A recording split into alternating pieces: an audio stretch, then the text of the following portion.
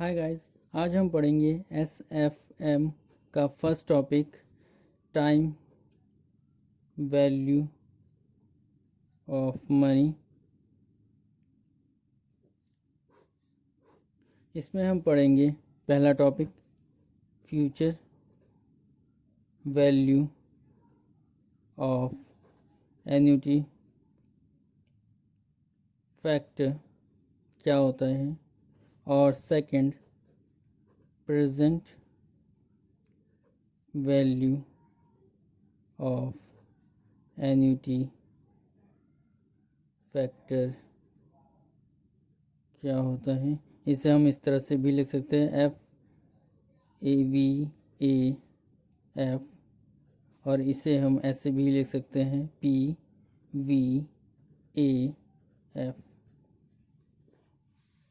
इसके अलावा तीसरा पार्ट जो कि है फ्यूचर वैल्यू फैक्टर,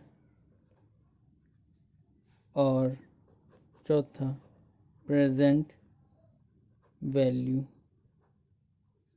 फैक्टर। तो ये चार चीज़ें देखेंगे हम क्या होते हैं। तो सबसे पहले आप ये समझ लीजिए कि इस चैप्टर में आपको इस फॉर्मूले का यूज़ करना है, अमाउंट, जो कि आपको पहले से ही पता होगा अगर आप एसएफएम पढ़ चुके हैं। तो फॉर्मूला है P मल्टीप्लाई बाय E की पावर RT। ये है कंटिन्यूस कंपाउंडिंग का formula, which is continuous compounding का फॉर्मूला है ये। इस फॉर्मूले का यूज़ आप बाद के चैप्टर में करेंगे अभी के लिए, लेकिन इन सब में इसका यूज़ अभी के लिए नहीं करना पड़ेगा। तो अभी पहले इससे रिलेटेड क्वेश्चंस करते हैं। तो क्वेश्चंस कुछ इस तरह से बनेंगे इन चारों के ऊपर कि आपको कहा जाएगा कि मिस्टर ए है, उन्होंने हर साल 8,000 रुपये इन्वेस्ट किए,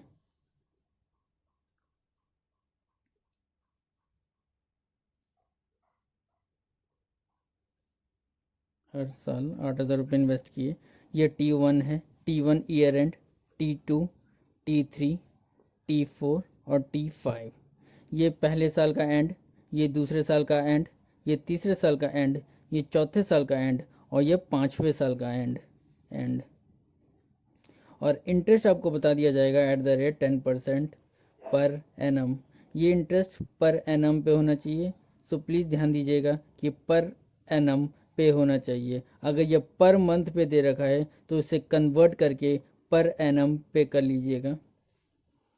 उसके बाद आपको क्वेश्चन में पूछा जाएगा find the value eight T5, यानी कि आपसे पूछा जाएगा कि आपने ये जो सारे पैसे T1 पे इन्वेस्ट किए, T2 पे इन्वेस्ट किए, T3 पे इन्वेस्ट किए, T4 पे इन्वेस्ट किए, इन सब की एंड वैल्यू यानी कि यहाँ पर क्या वैल्यू होगी, ये आपको फाइंड आउट करना होगा। और इसी आंसर को हम कहते हैं फ्यूचर वैल्यू एन्युटी फैक्टर। इसे ही फ्यूचर वैल्यू इस फ्यूचर वैल्यू को हमें निकालना होता है, और इसको हम फ्यूचर वैल्यू एन्युटी फैक्टर की मदद से निकालते हैं। अब हम कैसे करेंगे आगे देखते हैं। तो सबसे पहले आंसर में सबसे पहले लिखते हैं हम फ्यूचर वैल्यू ऑफ इन्वेस्टमेंट, जो हमने इन्वेस्टमेंट किया है, इन्वेस्टमेंट। तो फॉर्मूला इसका सिंपल है, फॉर्मूले में आंसर है P मल्टीप्लाई बाय 1 प्लस का R अपॉन में T। ओके, अब वैल्यू पुटअप करते हैं। तो वैल्यू में P की वैल्यू है 8,000, जो कि हमने हर साल 8,000 इन्वेस्ट किया है, और मल्टीप्लाई बाय 1 प्लस आर, जो कि हमने देख रखा है 10% है, अपॉन में 100 होगा क्योंकि परसेंटेज है, अपॉन, और इधर इधर है टी, जो कि टी हमारा है 5 साल। तो 5 साल हमारे पास 5 साल है, और 5 साल में हमने एक एक हर साल 8,000 रुपये इन्वेस्ट किए। तो हम यहाँ पर 5,000 नहीं लिखेंगे, 5 नहीं लिखेंगे। सबसे पहले आप ज़रा यहाँ देखिए, तो आप देखेंगे कि हमने year and, first year and में हमने 8,000 इन्वेस्ट किए, और 8,000 इन्वेस्टमेंट जब किया तो हमारे पास इस 8,000 पे कब तक इंटरेस्ट लगेगा, पहले सा 1 साल, 2 साल, 3 साल और 4 साल। तो यहाँ पर आप 4 साल लिख दीजिए, प्लस उसी तरह से 8,000 जो हमने ईयर 2 में इन्वेस्ट किया उस पर इंटरेस्ट कब तक लगेगा। यहाँ पर देखिए 8,000 इन्वेस्ट किया तो ईयर यहाँ पर लगेगा 1 साल, 2 साल, 3 साल, और यहाँ पर एंड हो जाएगा। तो उसी तरह से यहाँ पर 10% अपॉन में 100 मल्टीप्लाई बाय सिर्फ 3 ईयर्स का इंटरेस्ट लगेगा, प्लस बीच में साइन प्लस लगाते जाइएगा, फिर 8,000 मल्टीप्लाई बाय 1 प्लस का 10%, और इसी तरह से असेंडिंग में चलता रहेगा, 3 4 3 2, उसी 8,000, 1 प्लस 10% 1, और लास्ट में ज़रा देखिए, अब जब हमने T5 में इन्वेस्ट किया 8,000, तो इसके आगे तो कुछ है ही नहीं। 8,000 हमने ईयर एंड में ही इन्वेस्ट कर दिया, तो इसका मतलब इसके आगे ईयर कितना बचा, ईयर तो कुछ बचा ही नहीं। तो इसलिए जब ईयर कुछ नहीं बचा तो यहाँ पर हम 0 लिखेंगे। तो आप देख सकते हैं यहाँ पर 8,000 सब में कॉमन है, तो 8,000 सब में कॉमन ले लीजिए, जो बचेगा वो हम बचेगा इस कुछ इस तरह से, आपके पास 0.1, इसको डिवाइड कर दिया गया है 4 प्लस 1 3 2 1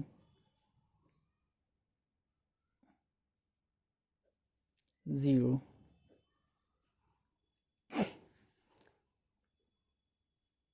इसको सम कर लीजिए,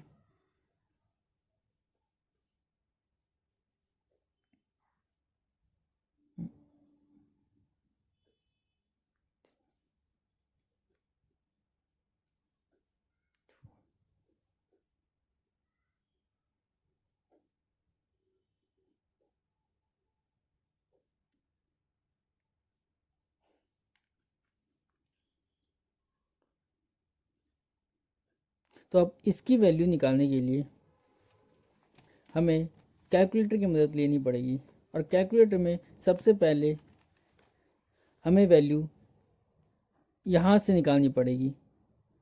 हम यहाँ इसकी वैल्यू डायरेक्ट नहीं निकाल सकते, सबसे पहले हमें यहाँ से शो करना होगा। तो सबसे पहले आप ये जानते हैं कि जिसकी भी पावर 0 होती है उसकी वैल्यू 1 होती है। इसके बाद आप जिसकी पावर 1 होती है उसका मतलब उसको एज इट इज़ उतार दिया जाता है। अब जिसकी पावर 2 होती है उसको आप 1.1 मल्टीप्लाई बाय 1.1, तो 2.21 प्लस 1.1 मल्टीप्लाई बाय क्यूब करेंगे, इसका 3 बार मल्टीप्लाई करेंगे 1.331, उसी तरह से इसको 1.1 multiply by 1.1 multiply by 1.1 multiply by 1.1। तो इसी तरह से हमारी सारी वैल्यूज़ निकल गई।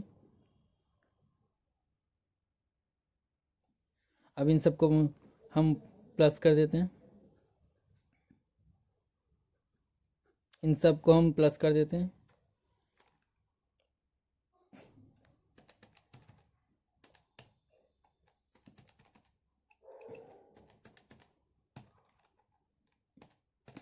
हमारे पास जो वैल्यू आई वो आई 6.1051। इसको हमेशा 4 डिजिट तक ही लीजिएगा, अगर 5 डिजिट है तो राउंड अप कर लीजिएगा, हमेशा इसे 4 डेसिमल प्लेस तक ही लीजिएगा।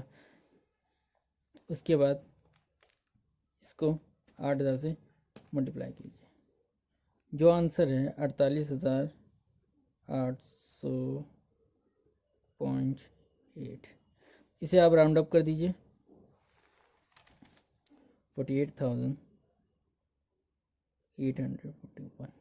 तो ये जो वैल्यू है, ये वैल्यू का मतलब है कि ये अमाउंट आपको मिलेगा जब आप हर साल 8,000 8,000 8,000 8,000 8,000 इन्वेस्ट करेंगे। तो हर साल जब आपने 8,000 इन्वेस्ट किया तो ईयर एंड में आपको eight 5th year eight T5 आपको ये अमाउंट इन्वेस्ट करने के बाद मिलेगा, और इसे ही हम फ्यूचर वैल्यू कहते हैं, फ्यूचर वैल्यू कहते हैं। और ये जो आप पोर्शन देख रहे हैं, ये हिस्सा, ये जिसकी मदद से हमने इस वैल्यू को निकाला, इसे कहते हैं फ्यूचर वैल्यू एन्युटी फैक्टर। इसे हम फ्यूचर वैल्यू एन्युटी फैक्टर कहते हैं, इस पार्ट को जो कि सम करके निकाला गया है, फ्यूचर वैल्यू एन्युटी फैक्टर। और अगर आप इन चीज़ों को इंडिविजुअली कहेंगे, इंडिविजुअली देखेंगे, जैसे कि ये 1 2 3 4 5, तो इसे ही फ्यूचर वैल्यू फैक्टर कहा जाता है, जिसका यूज़ हम तब करते हैं जब मान लीजिए अगर यहाँ पर 8,000, इस क्वेश्चन में हर जगह 8,000 8,000 8,000 8,000 इन्वेस्ट किया गया है, तो इसका मतलब हम 8,000 कॉमन ले पाए, जो कि हमने क्वेश्चन आगे में किया। लेकिन अगर ऐसा होता है इस क्वेश्चन में, जैसे कि अगर 8,000 यहाँ इन्वेस्ट किए, 7,000 यहाँ, फिर 8,000 यहाँ, फिर 6,000 यहाँ, फिर 9,000 यहाँ, फिर हम इस क्वेश्चन में 8,000 कॉमन ले ही नहीं सकते। तो उस केसेस में हमें हर अमाउंट को इंडिविजुअली उसके फ्यूचर वैल्यू फैक्टर से मल्टीप्लाई करना पड़ता है। जैसे कि 8,000 मल्टीप्लाई बाई ये, उसके बाद मान लीजिए यहाँ अगले T2 में 9,000 था, तो 9,000 मल्टीप्लाई बाई ये, उसके बाद मान लीजिए T3 में 6,000 है, तो T3 मल्टीप्लाई बाय ये। तो इसी तरह से इंडिविजुअली हम करते हैं, उसके बाद हमें इंडिविजुअली एक अमाउंट निकल के आता और उसे प्लस करने के बाद हम इस पोर्शन पे पहुंचते। तो इसीलिए ध्यान रखिएगा, ये वाला अमाउंट, ये वाला तरीका प्रेजेंट वैल्यू एन्युटी फैक्टर हम तभी अपना सकते हैं जब हमारे पास यूनिफॉर्म अमाउंट हो, यानी कि हर साल हमने सेम अमाउंट ही इन्वेस्ट कर रखा हो, तभी हम इन सबको इसको कॉमन लेके इन सबको प्लस करके सीधा इससे मल्टीप्लाई करके आंसर निकाल सकते हैं। अदरवाइज अगर आपके पास अलग अलग अमाउंट है हर साल, तो हम फिर ये फार्मूला यूज़ नहीं कर पाएंगे। लेट्स से इस क्वेश्चन को एग्जाम्पल की तरह समझते हैं। नेक्स्ट क्वेश्चन, जैसे कि ये रहा T1 T2 T3 T4 T5, T1 T2 T3 T4 T5,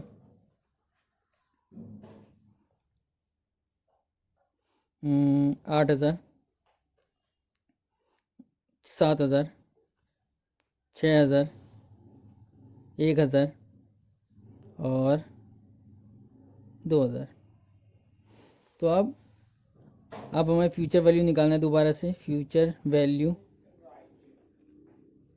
यहाँ पर कैसे निकालें, तो क्योंकि अब हमारे पास सारे जगह जैसे देख सकते हैं सेम वैल्यू नहीं है, तो इस वजह से हम प्रेजेंट वैल्यू फ्यूचर वैल्यू निकालते। फ्यूचर वैल्यू एक स्टेटमेंट बना लेते हैं, जिसमें हम पहले ईयर लिख लेते हैं, ईयर 1 ईयर 2 ईयर 3 ईयर 4 और ईयर 5।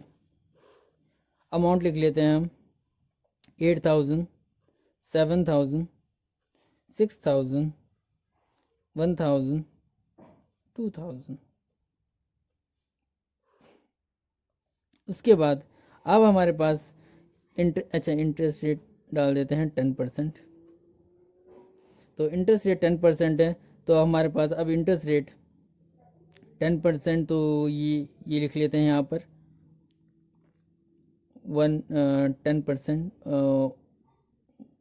1 प्लस का 10%, और यहाँ पर था यानी कि T4, जैसे कि हमने पीछे क्वेश्चन में किया। उसके बाद +1 प्लस का यहाँ पर था T3, उसके बाद यहाँ पर 10 प्लस का T2, उस तरह से यहाँ पर T1, यहाँ पर T0।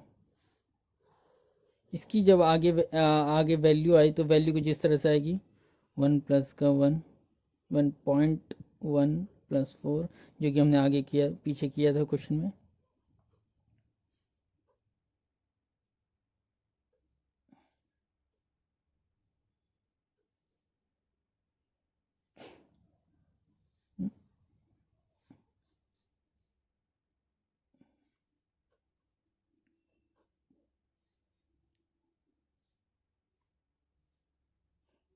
क्योंकि हमने ऑलरेडी इसकी वैल्यू यहाँ निकाल रखी है तो दोबारा कैलकुलेशन नहीं करेंगे, सिर्फ यहाँ से वैल्यू देख के लिख देते हैं वहाँ पर 1.464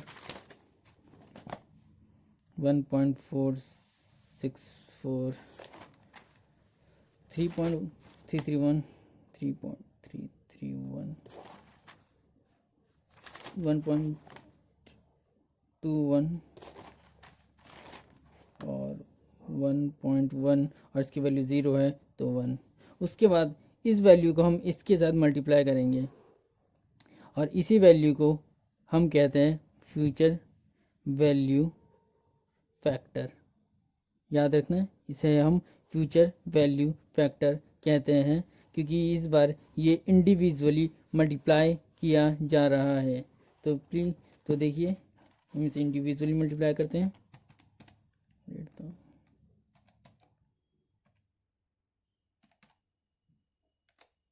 वैल्यू है 11,712,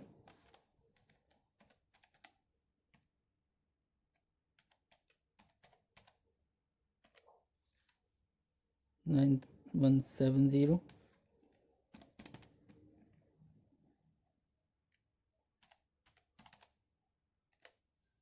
7260,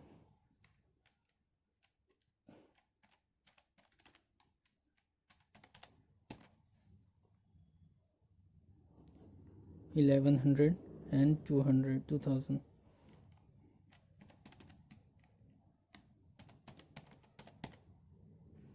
इसके बाद इसका टोटल कर दीजिए।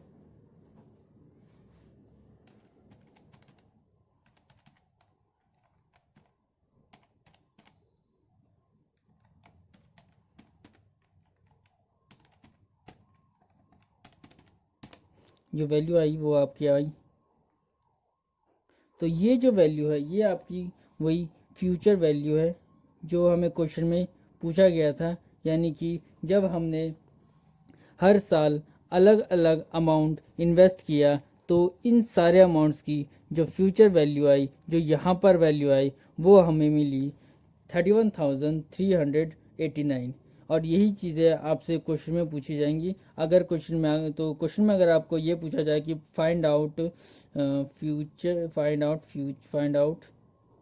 फ्यूचर वैल्यू ऑफ इन्वेस्टमेंट और ऊपर क्वेश्चन उस तरह से दे रखा हो तो आप इस तरह से इसे सॉल्व करेंगे फ्यूचर वैल्यू फैक्टर की मदद से। तो आज के लिए इतना ही। नेक्स्ट टॉपिक होगा हमारा प्रेजेंट वैल्यू फैक्टर, जो कि हम नेक्स्ट क्लास में देखेंगे। Thank you.